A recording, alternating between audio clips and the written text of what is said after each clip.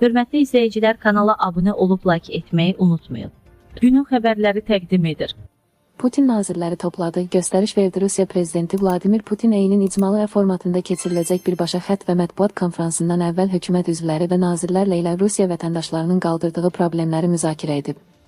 Sfera.az xəbər verir ki, bu barədə prezidentin mətbuat katibi Dmitri Peskov Rusiya 24 telekanalına açıqlamasında bildirib. Peskovun sözlərinə görə, dövlət başçısı vətəndaşlardan daxil olan müraciətlərin ümumiləşdirilmiş siyahısını mövzular üzrə sistemləşdirilmiş formada alır.